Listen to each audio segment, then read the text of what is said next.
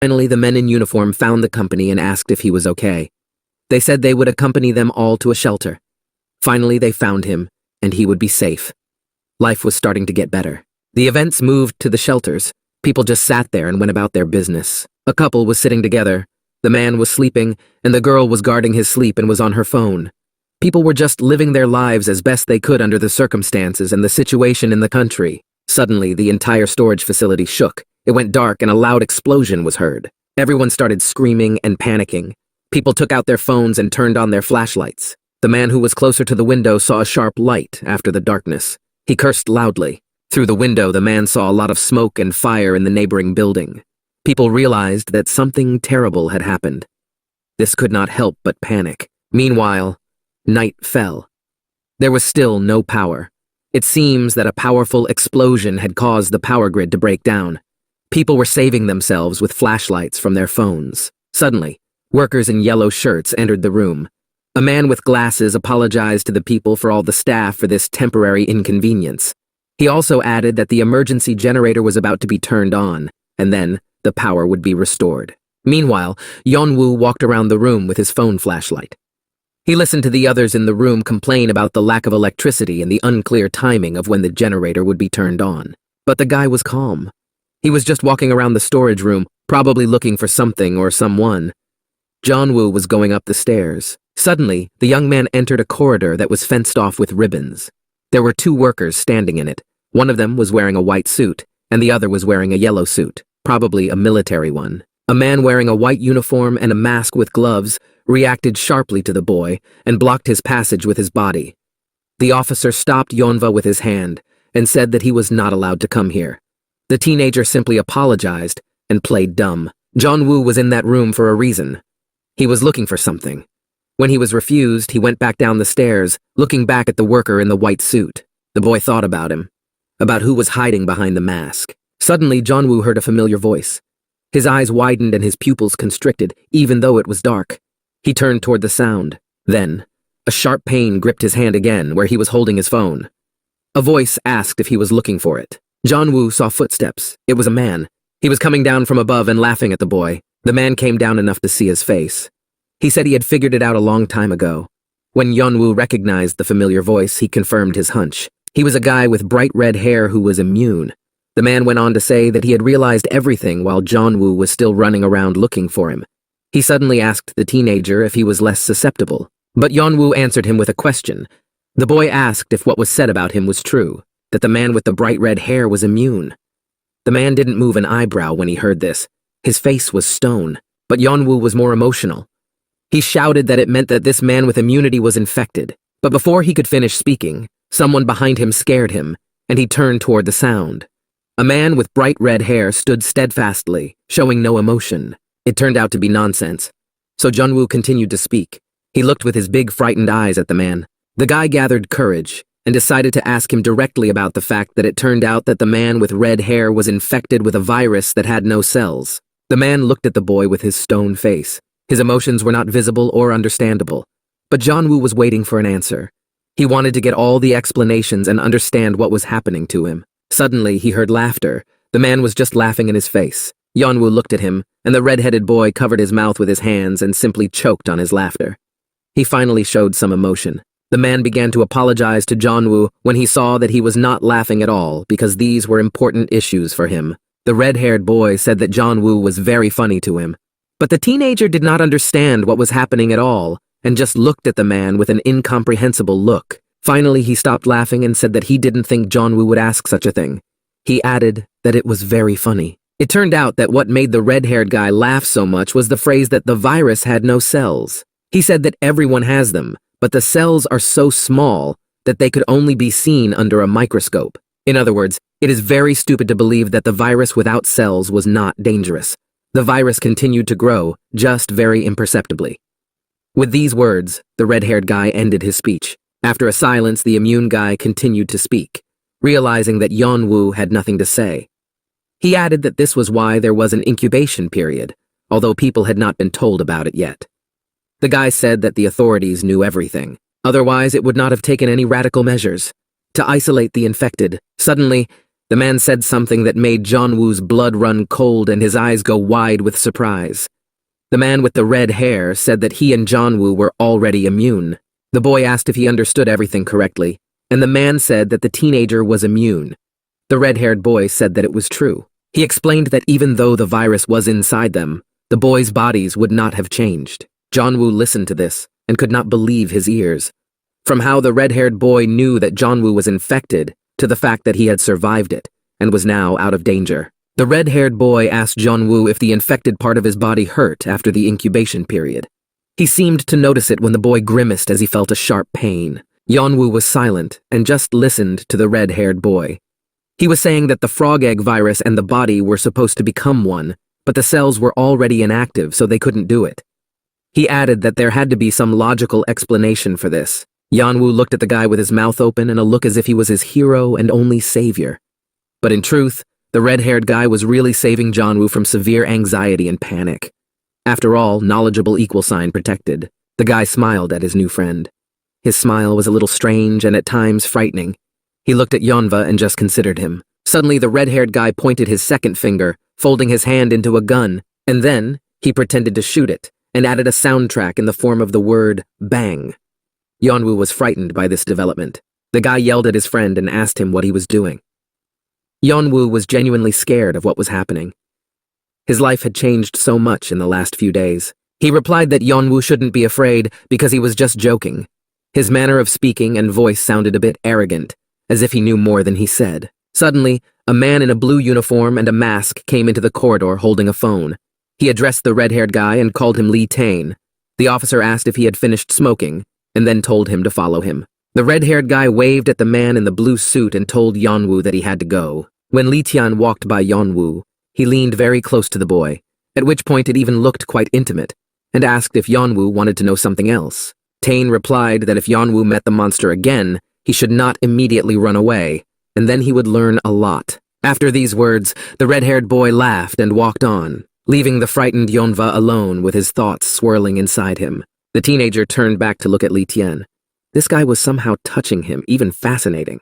Lee Tae-in went downstairs and apologized to the uniformed officer for keeping him waiting for so long. He replied that everything was fine. Then Yeon-woo went downstairs to the gym where all the people were. It was dark. The two men were looking out the window and shining flashlights. They were talking about Seoul Station. It turned out to be Park Min and Ham Sung-yu. Yeon-woo approached them and asked what they were doing. Ham Sung-yu seemed to be happy even with his classmate, and he immediately showed Yeon-woo what he had captured on his phone. The video showed a burning building. The guy commented that at first he just filmed the burning Seoul Station. And then he asked Yeon-woo if he could hear him screaming in the video. It turned out that the boys were talking about the monsters screaming in the video because they were burning alive. Park Min commented that he wanted to burn them all, to which Ham Sung-yu said that he could have done it when the monsters all came here. Their classmate Isuri was just passing behind them. She called the boys stupid because there was no one who was not afraid of death. Everyone was afraid of it. But no one heard her. Meanwhile, a crowd of people stood in front of the window with flashlights on, or it was a flash from shooting in the dark, and watched what was happening outside. Then Yeon-woo and Isuri missed each other. The boy saw the girl, but she didn't look at him. But suddenly the girl asked her classmate if he had read the messages in the group chat. Yeon-woo picked up his phone and opened the group, because he hadn't read any messages. It looked like there was something interesting there. The report said that Park Min asked Kang Ji-hoon why he had left Hongmi. The boyfriend added a question about how he must have left the girl when he ran away. Park Min intentionally spread this rumor. Park Min overheard Yeon-woo and Isuri talking, and commented that those who betray their friends are not worth a penny. The guy said this with a smile on his face, as if he was supporting Yeon-woo, even though they both knew and remembered that Park Min had betrayed his classmate with Sojo.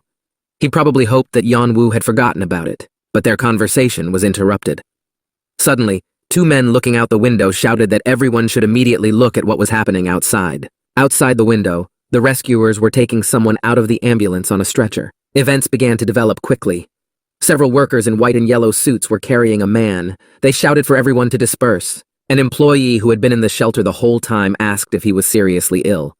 He seemed surprised that he was brought to the shelter. The man in the white uniform replied that there was no place to put him in the isolation room. Classmates stood behind everyone and watched as new people entered. Ham Sung-yu asked who they were and rejected the hypothesis that they were survivors of the explosion.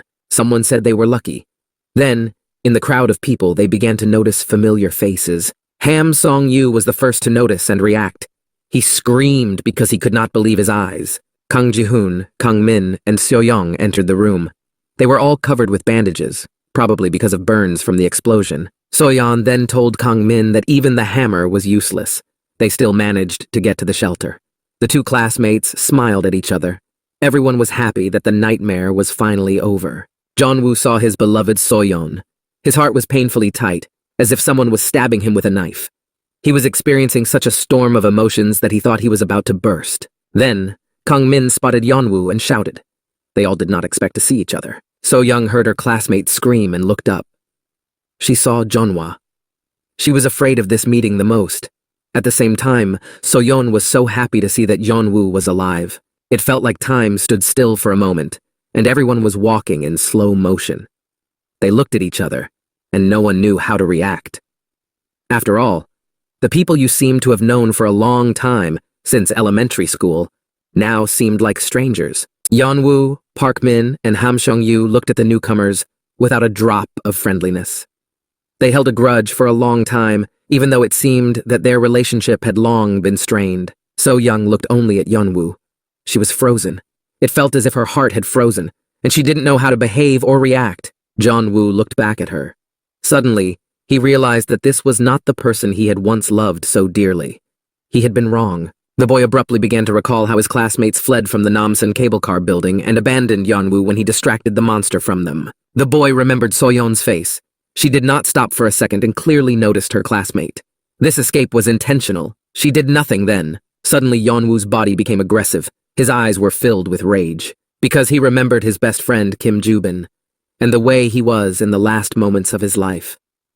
Yeon-woo suddenly realized that it was because of them that his friend died. Meanwhile, the soldier was entering the shelter separately with another crowd. As if on cue, the bus driver noticed the company he had left behind. His eyes narrowed sharply. His heart beat faster, and the coward realized that he should run away as fast as possible. A soldier noticed this out of the corner of his eye. When he turned to look, he saw the unfortunate bus driver already running away. Meanwhile, Kang Ji-hoon was already shouting at Park Min, and the boy was looking at him without order.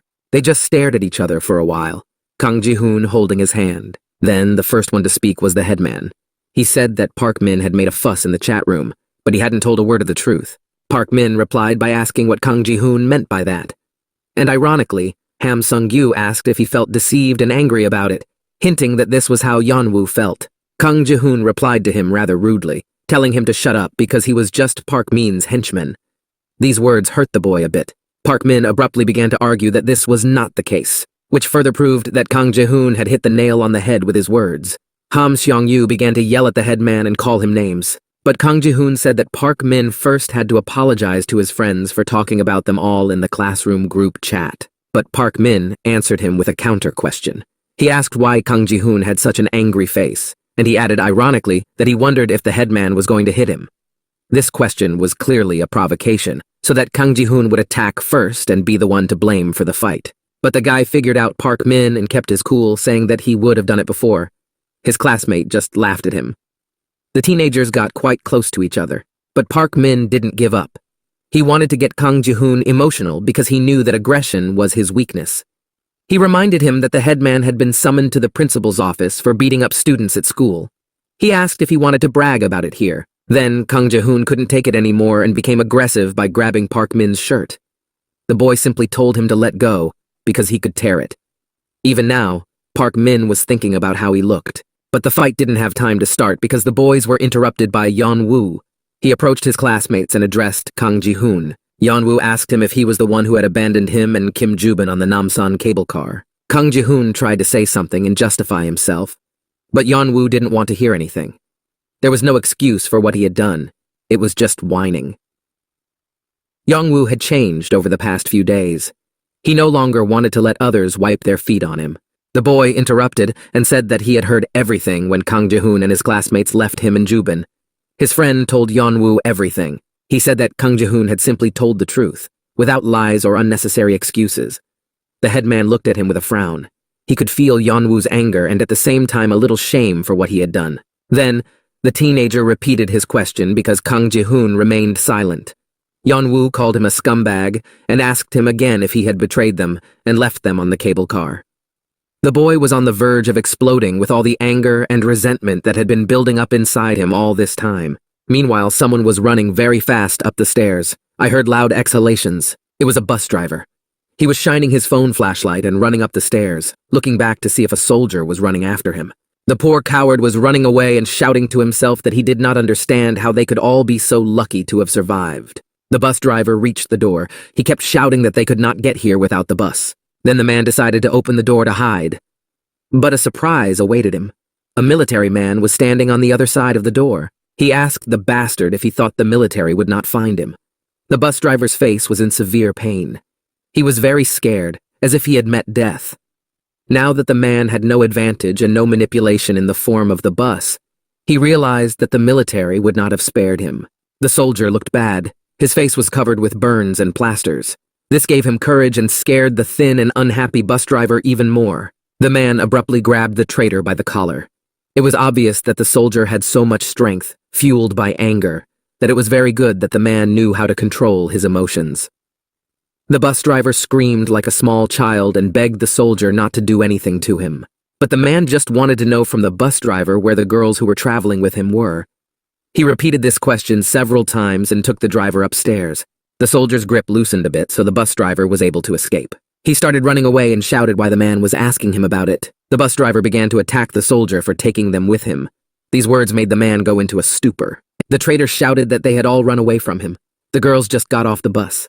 The driver was screaming as if his life depended on it. Meanwhile, Kang Ji-hoon and Yeon-woo continued to sort out their relationship. The situation was heating up. Suddenly, Kang Min and So-yeon came over. He greeted everyone as if they had never quarreled and had always been good friends. Kang Min just shouted out words of surprise, and that was it. So-yeon remained silent, hiding behind him as if they were a couple. Then, Kang Min shouted Yeon-woo's name. He seemed genuinely happy that his classmate was alive. So-yeon also expressed genuine surprise, even though she had read the class chat, which said that Yeon-woo was in the vault. Both of her classmates had their mouths open in amazement. So-yeon immediately began to speak to Yeon-woo. Her voice trembled, as if she were about to cry. She looked at him and apologized. Meanwhile, the guy covered his eyes with his cap to avoid seeing the girl's expression, which was unpleasant for him. But the girl continued. She said that she was very sorry because she was so scared then. She didn't know what to do. But now she was very sorry for her actions. But her apology was interrupted by Yeon-woo. He cut her off and told her to stop apologizing. It was as if something died in the girl's eyes. She did not expect to hear this from Yeon-woo. But the guy looked her in the eye and said that he was disgusted to hear her apologize. Yeon-woo was as cold as ever, but he couldn't do anything else. The teenager continued to talk to Kang Ji-hoon as if the conversation with So-yeon had never happened. In fact, he wanted the girl to suffer and be tormented by her conscience if she had one. Yeon-woo said that if they hadn't left Kim Joo-bin on the cable car, he would still be alive today. The guy looked at Kang Ji-hoon with such an angry look that everyone was shocked. No one had ever seen Yeon-woo so angry. He was really hurting for his friend. The boy began to accuse them all of being the reason why Joo-bin died there and was burned alive. His classmates just looked at him in silence. So-yeon and Kang Min looked quite scared and did not expect Yeon-woo to behave like that. He went on to say that he understood that they had to escape because it was very dangerous inside the cable car, but he added that Kim Joo-bin could have also escaped with them and survived. Then Yeon-woo could not stand it and started shouting. He asked again loudly why they all abandoned Kim Joo-bin and called his classmates pieces of shit. Suddenly their argument was interrupted by a man in a military uniform and yellow suit. He asked everyone present to put their names on a list. He took the teenagers somewhere and said that he hoped for their cooperation. Then Kang Ji-hoon turned to Yeon-woo and wanted to say something last. He asked that Yeon-woo had asked them why they had abandoned Kim Joo-bin, but instead of answering, Kang Ji-hoon asked Yeon-woo a counter-question about why he thought they had abandoned his friend. Suddenly, the headman asked something that made the boy's blood run cold and his heart break. Kang Ji-hoon asked Yeon-woo if he would trust someone who betrayed his best friend. The boy remained silent. Then, Kang Ji-hoon spoke again, to Yeon-woo, to make him speak. The elder's statement was quite serious, so the teenager thought about his words and gathered his thoughts. Suddenly, Kang Ji-hoon said that it was Kim Joo-bin who dumped him. Yeon-woo's face immediately changed. His eyes dilated and his pupils shrank, and his mouth dropped open in shock. Then, Kang Ji-hoon began to talk about what happened on the Namsan cable car. Kim Joo-bin ran to them all out of breath. He started screaming like a madman. Meanwhile, Jeon-woo was driving the monster away from everyone. Like here, Joo-bin was screaming and saying that they were all idiots and should have left without Yeon-woo, not waited for him. After all, according to the guy, they simply had no choice. In the end, Kang Ji-hoon summarized once again that it was all Kim Joo-bin, his best friend. He was the first to betray Yeon-woo. Then the guy's face turned white. He didn't want to believe what Kang Ji-hoon was saying. Suddenly, Yeon-woo's mind was blown. He shouted so that everyone in the room could hear that it was all a lie, and the headman was deceiving him, because it is easy to put the blame on someone who was already dead. But then, soldiers in uniforms and yellow suits ran up, and took Jeonwoo away from Kang Ji-hoon. The boy didn't have time to attack the headman with his fists, although he didn't even move. It was clear that Ji-hoon was not ashamed of his actions. Yeon-woo was screaming and calling him a freak when the soldiers carried him away. Meanwhile, all the newcomers were taken to a blue tent, where they took turns signing and giving their contact information. So-yeon sat on a chair, while Kang Min and Kang Ji-hoon stood and looked in different directions. So-yeon could not find a place to sit. She looked down, her eyes filling with tears. As she did, she started to cry. She put her hands over her face. She was very sad about what had happened in the last few days. The fact that they had survived the explosion and finally reached the shelter did not give her any joy. Kang Ji-hoon heard this. In fact, it was hard not to hear the girl's bitter cries. Surprisingly, the boy became imbued with the girl's feelings. He suddenly began to remember how they were running away. Everything was covered in white slime with the frog egg virus. There were monsters everywhere, and they had to act quickly. The teenagers began to jump out of the window one by one. Kim Joo-bin was next in line. He was detained for too long. The guy looked at the height and the amount of danger below and realized that he could not overcome the fear inside him. Kim Joo-bin was breathing very loudly, sweat dripping down his face. From behind him, Kang Ji-hoon was yelling at him and pushing him. Suddenly, they heard a zombie monster snarling from below, already sniffing out new victims. This was the final straw.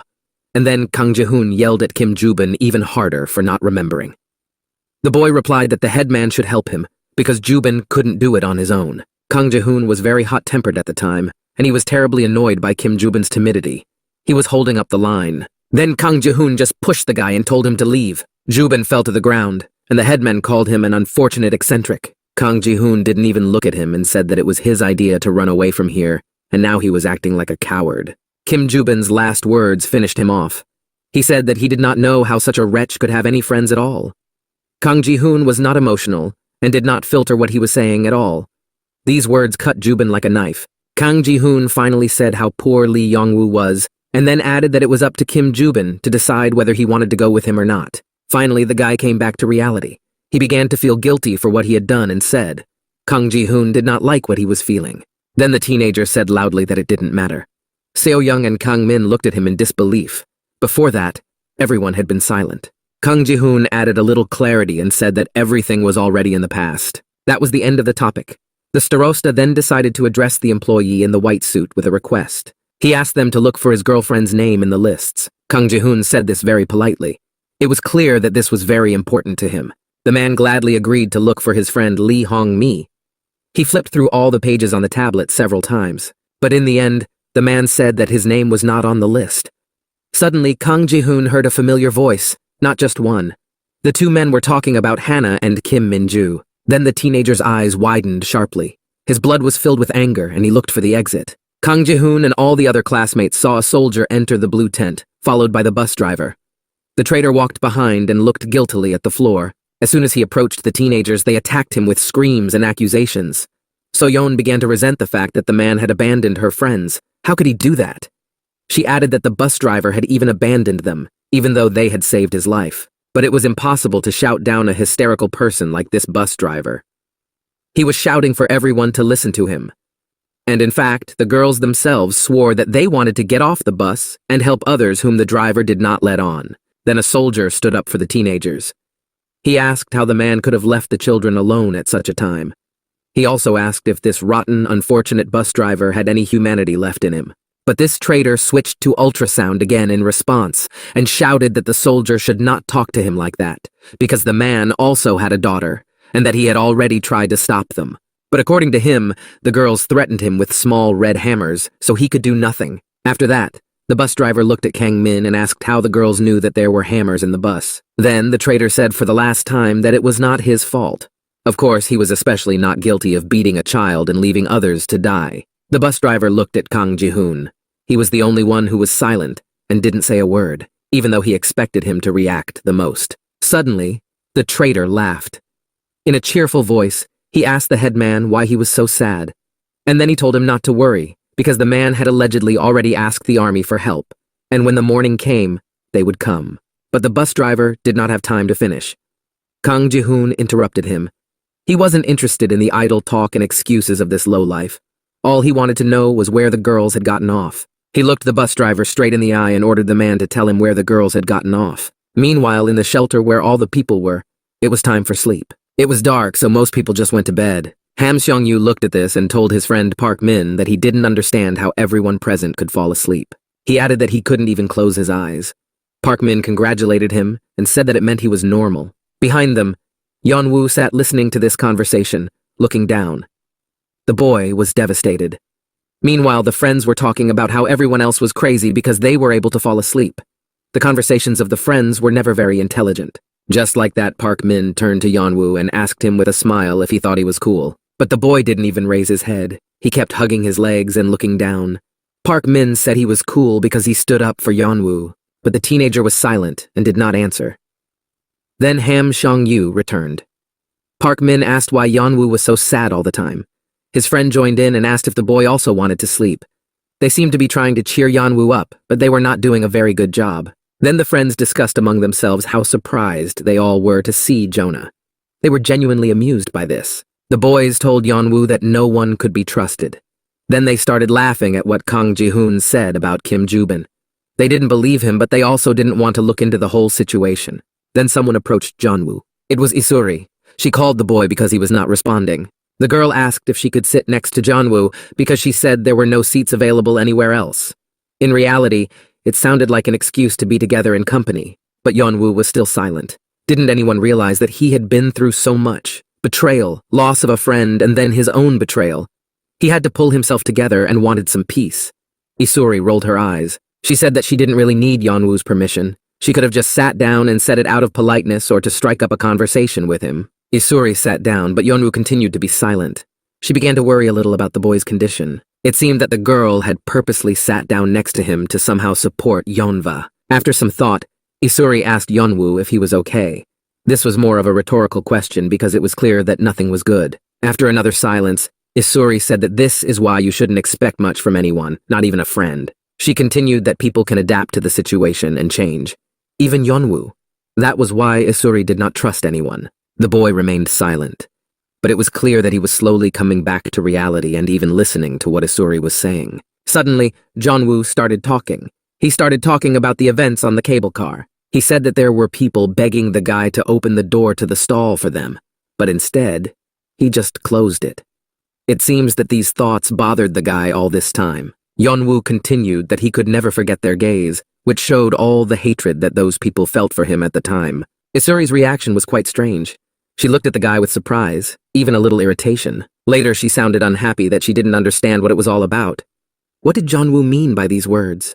The guy ignored the girl's angry tone and said that he did not know what to do if a similar situation happened again. He asked me that if such a situation would force me to abandon my friends, why the fear? But the girl was silent.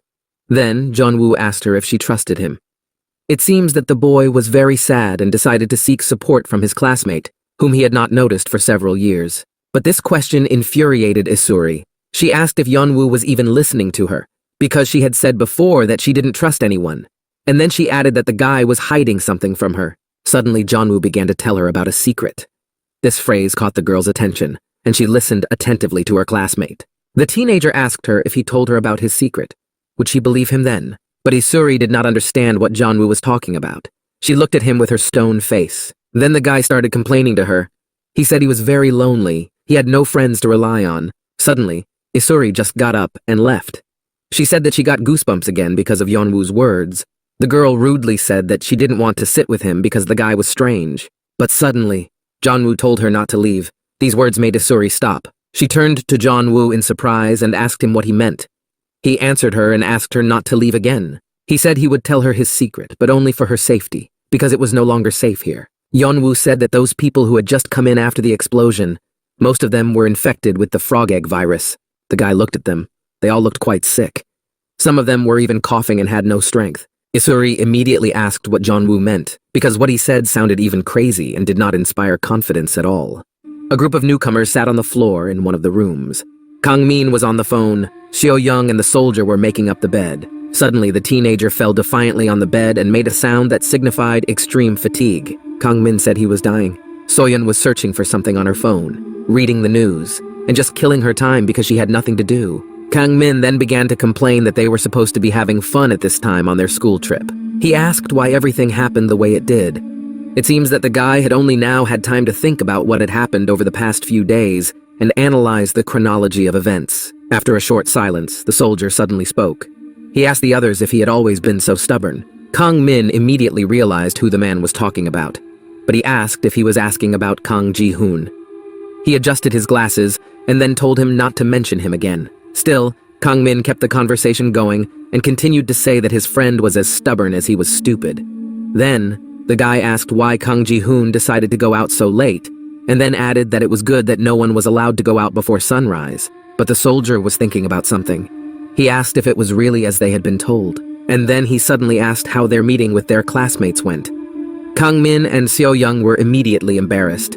It was good that the soldier came out at the moment the fight started and didn't hear anything. Kang-min replied sadly and briefly that it was better not to talk about it, and immediately stared at the floor.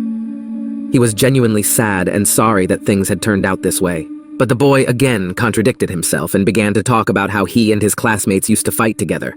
But now they behaved as if they never wanted to know each other. The soldier picked up on this idea and said that now, on the contrary, was the time when they should have helped and supported each other because hard times united them. Then he suggested that they become a team again. So-yeon was very sad listening to this. The girl could not stand it and went to the window to be alone for a while and look at the night sky. She recalled the words of Jeon-woo, who told her not to apologize. He had been so rude and abrupt with her. She remembered his expression at that moment. The guy looked her straight in the eye and clearly minted every word. The girl's eyes were filled with tears. So-yeon was so sensual and emotional. It sometimes made me uncomfortable, but she was really very kind. It's a pity that Yeon-woo never realized that. She stood alone by the panoramic window and cried bitterly, covering her mouth with her hands so that no one would hear because it was late. Suddenly, she heard someone coming. So-yeon wiped her tears quickly so that she would not be noticed. Two men were coming down the stairs and discussing something with each other. One of them said that someone had run away and left him. So-yeon quickly tilted her head down and returned to the corner of the corridor. The man went on to say that he was shouting at the top of his lungs to get the door opened. Another picked up the conversation and called someone a nasty bastard. For some reason, So-yeon decided to overhear the conversation between the two men. The second one said that it was supposed to be a life lesson for him. He quoted someone who said that the true face of a person is revealed between life and death. These words were so timely for So-young. She looked out at the city, which was completely empty, and thought that this was her true face revealed to Yeon-woo. The girl came to a little bit of consciousness and decided to go down to the company and try to fall asleep, because she needed to gain strength. So-yeon was climbing the stairs and wiping her face with her hands, which still had some tears on it. She was thinking about how she was so scared this time. She even seemed to voice her thoughts because she thought everyone was already asleep. Suddenly, she met Kang Ji-hoon. He was the first to attack her, asking what she was doing here. So-yeon raised her crying face and looked at the boy. Unfortunately for her, the light was falling in such a way that it clearly outlined her features. Kang Ji-hoon looked at her in response. All So-yeon could say was his name. She was even a little scared when she saw the headman here. Meanwhile, Kang-min was lying on his bed looking at his phone, wasting his time because he couldn't sleep. The guy was on a social network when he suddenly noticed something. This made him stand up. He said that this could not be true. The guy was talking about some Lee Yeon-woo. It turned out to be his classmate Hanmi. He went to her channel, and there was a new video. The guy could not believe his eyes. He was in a pleasant shock. The video was only 52 seconds long. Kang-min looked at it again to make sure it was the right one. He shouted with joy that it was really it.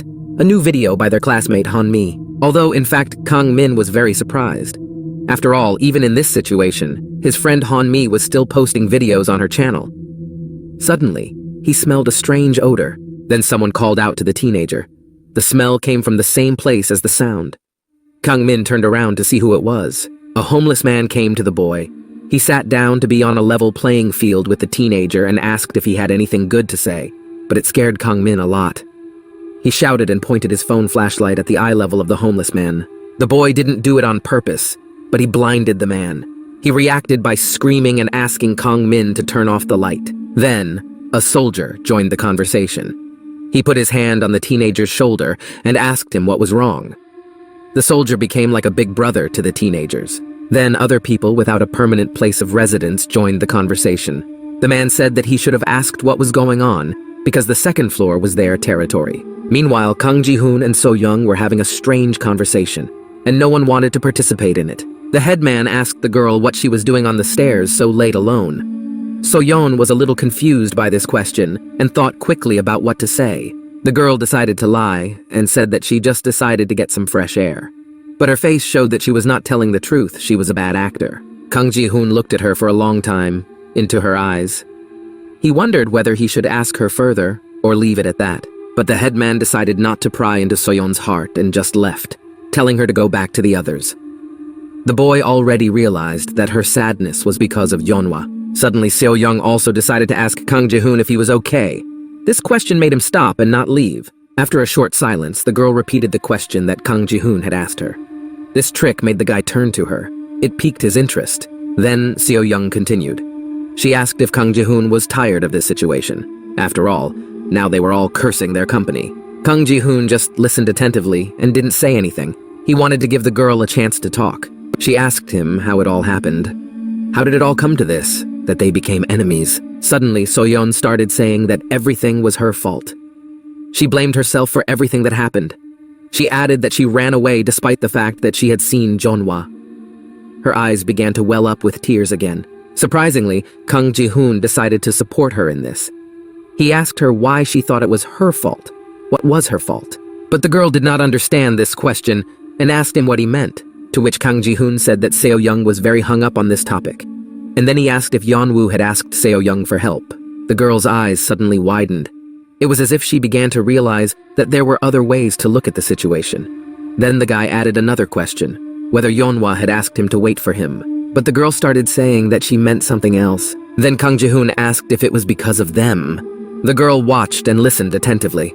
The headman angrily began to say that those idiots had blamed them for everything. And really, in So-yeon's opinion, it was now entirely their fault.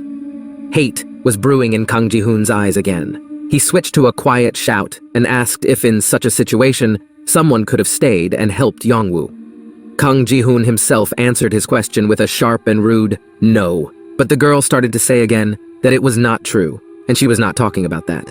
So-yeon began to tell her opinion. Kang Ji-hoon looked her in the eye and listened attentively. Suddenly, she was interrupted. The teenagers heard a loud scream, which clearly did not mean anything good. Meanwhile, inside the gym, a man in a mint shirt was shouting loudly. It was his voice that So-yeon and Kang Ji-hoon heard on the stairs. The man was shining a flashlight on his wife. She was covering her face with her hands. Something strange was happening to the woman. Suddenly, a man in a mint shirt and glasses screamed so loudly that the entire shelter could hear. Workers in yellow uniforms immediately ran to him. The man fell to the ground and they picked him up. Then his wife looked up and spoke to him. All the others looked at the woman. Their eyes widened. They could not believe their eyes. The woman's face was covered with white blisters of the frog egg virus. Her voice changed dramatically and she started screaming and calling for her husband. Then his wife got up and started looking for him. It seems that she didn't see anything or saw very badly. People started to panic more and more. Someone shone a light directly on her, so everyone saw a horrifying picture. The woman's face was completely covered with white blisters with cells. Her eyes were completely closed by the frog egg virus. It looked very disgusting and creepy. Then one of the workers screamed and said that the woman was infected. Meanwhile, there was a lot of panic and chaos in the room. People did not know what to do. There was nowhere to run. Everyone started running wherever they could and saw. There was no plan. Even the workers in yellow shirts were panicking. People were shouting that there was an infected person here. Meanwhile, an adult man was lying on the floor, unable to understand what was happening. The man was asleep and the noise of screaming and running woke him up. He didn't know what was going on, so he was in no hurry to get up and was yawning. He only managed to ask why everyone was making such a big fuss and yawned again. The man reached for his glasses, as he could not see at all without them. When he put them on, He shone his phone and saw that everyone was panicking and running away. Suddenly, the man heard strange sounds, as if someone was growling like an animal, but as far as he remembered, animals were not allowed in the shelter. Then, the man saw a woman above him, who was turning into a monster. Her face was completely covered with white bubbles of the frog egg virus. She looked very scary, because she didn't even have hair. Everything was covered with white mucus. The woman screamed and opened her mouth, which had not yet turned into a zombie mouth. Her only eye, which had not yet been covered with frog eggs, was visible from below. Meanwhile, Kang Ji-hoon and So-yeon opened the door to the second floor and burst in screaming. The guy ran to his friends to tell them that they had to run away again, and the company just had time to rest and feel at least minimally safe. Kang Ji-hoon came running and asked if his friends had heard the same sounds. The soldier said that it was worthwhile to find out what was going on, but the guy shouted that it was too dangerous and there was no time for talks. Suddenly, behind him and So-yeon, he heard a heavy thud of feet and someone abruptly opening the door to their second floor. They turned around and saw a man running in, out of breath, asking if anyone else was on the floor. The man was followed by several other people. They all stopped at the entrance. He did not filter what he said and shouted that there were only homeless people on the floor. Then the homeless started to get indignant again and said that the man was no better than them. The fact that they did not have a home did not make them worse than others. Suddenly, the man closed the door. From the other side, I heard someone order him to do so. The homeless man came to the closed door and started shouting what was going on. He said he had already suffered so much all this time. He grabbed the door handle, but it was locked. He turned it several times in different directions, but it was useless. It turned out that the man on the other side of the door was holding the handle by force and telling other people who were approaching the entrance that there were homeless people on the other side of the door and saying that it was no less dangerous. Then another homeless man joined the door and together they kicked at the door, breaking it down and shouting for their mother. The company watched with fear what was happening. They realized that the door was closed and said they had to go to another exit. Suddenly, So-yeon heard something that caught her attention. She turned toward the sound of the noise. Her face changed dramatically. Suddenly, she saw Yeon-woo, Isuri, Ham Sung-gyu, and Park Min running away from the other side of the balcony. Among them all, she was the first to notice Yeonva, of course. The guy did not give her peace of mind, or rather a feeling of guilt towards him. Jeon-woo seemed to feel her gaze on him, so he paused a little and looked in their direction. The guy looked So-yeon straight in the eye. He didn't panic at all and just walked with a calm step. So-yeon noticed this and stopped too. They walked and looked at each other. The teenagers could not take their eyes off each other, as if they were attracted by something, but at the same time strongly repelled. Something strange was happening in the first aid room. Strange sounds and screams were coming from it, as if someone was being killed. Some guy was holding a phone and watching the comments under some YouTube video while screaming like hell. It said that it was the second day of the closure of the entire territory of Seoul. Just then, a siren went off. The guy with the phone was Lee Tae-in. He just smiled when he heard the siren and realized that someone in the shelter was infected again. Then, a man in a uniform that completely covered his body from head to toe came running to him. He asked Tae-in if he was going to leave. The man seemed to be very worried about him, but the red-haired guy just smiled slyly. He wasn't worried at all. He was having fun with everything that was happening. Lee Tian asked the man in the blue uniform what had happened and why he was shaking so much.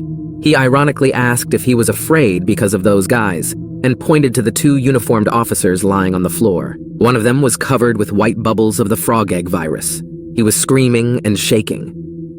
Then, Lee Tae-in said that it was not his fault, to which the man sitting in front of him said that he must have misunderstood at the time. Lee Tae-in began to say that he did not know how to spread the virus in any way. He explained that these guys had just entered the incubation period, and with a smile and irony, he asked if it was because they had been working too long. Suddenly, Lee Tae-in stretched out his hand and pointed it at one of the men in blue suits.